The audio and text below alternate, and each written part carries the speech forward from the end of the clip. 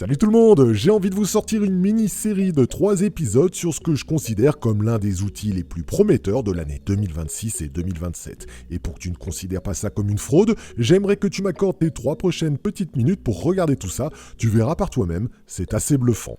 Moi c'est Benoît, j'ai créé BetSport il y a 7 ans et sur cette chaîne YouTube, je te montre comment utiliser les statistiques à ton avantage dans l'univers des paris sportifs.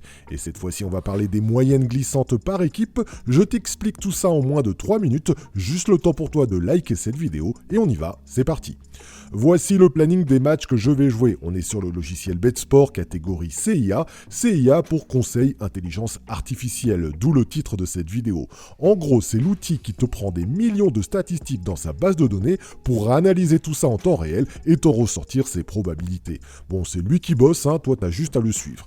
Mais des algorithmes de ce genre, il y en a déjà pas mal et ce n'est plus suffisant. Ce qui va nous intéresser ici, ça se trouve là-haut, dans le menu football, et on va cliquer sur la moyenne glissante. D'ailleurs, si tu te poses la question de savoir comment obtenir cet outil, je t'ai mis le lien pour te le procurer dans le descriptif de cette vidéo. Fonce, il ne coûte que 39 € et t'en auras pour ton argent.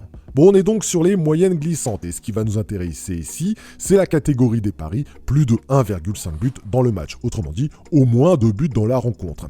Je vous explique ce graphique, il est très simple. En rouge, c'est la moyenne officielle de la statistique, plus de 1,5 buts sur le championnat australien. Vous voyez, c'est là-haut l'Australie. Notons d'ailleurs qu'on peut choisir tous les championnats du monde en cliquant ici. Bon là, j'ai choisi l'Australie parce que si on revient justement sur mon planning des matchs de la journée, eh bien il débute par 2 matchs australiens.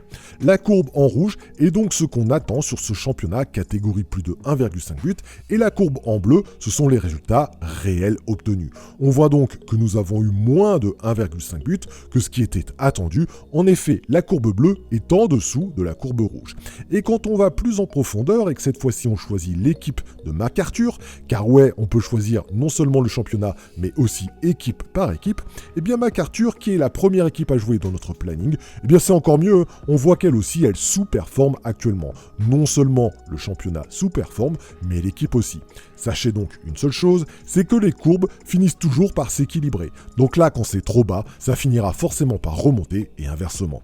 Avoir cette statistique en temps réel qui nous dit que MacArthur n'a pas atteint son objectif de plus de 1,5 buts par rapport à ce qu'on attend d'eux sur la saison, eh bien c'est avoir une information très importante, car on peut espérer justement que le plus de 1,5 buts remonte et que ce soit donc gagnant dans leur prochaine rencontre. C'est ce que j'ai donc fait en plaçant 100 € sur leur match de 8 heures, catégorie plus de 1,5 buts, ça cote à 1,40, vous voyez, c'est placé.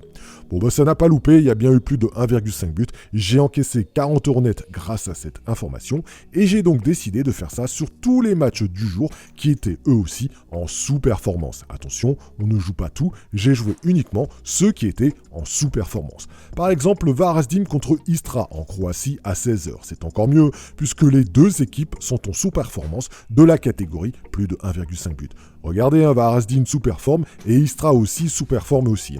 On attend donc davantage de plus de 1,5 buts dans leur rencontre, en tout cas dans leur prochaine rencontre, pour rattraper leur moyenne. Et j'obtiens donc une magnifique cote de 1,61 pour ce pari, plus de 1,5 buts, c'est placé avec mon billet de 100 €. Et là aussi, ça n'a pas loupé, le pari est gagnant. Alors évidemment, ça ne marche pas à tous les coups, c'est vrai, mais prenez le temps de regarder les moyennes glissantes par équipe, on constate que sur le long terme, elles finissent toujours par s'équilibrer. Une moyenne haute finit toujours par baisser et une moyenne basse finit toujours par monter. Je te propose 2 choses. Déjà de une, je vais faire une mini-série sur cette chaîne YouTube, donc abonne-toi et like cette vidéo pour ne rien louper des prochains résultats. Et deuxième chose, c'est tout simplement d'essayer par toi-même. Je t'ai mis le lien pour obtenir ce logiciel dans le descriptif de cette vidéo. Allez, tout est dit, à toi de jouer.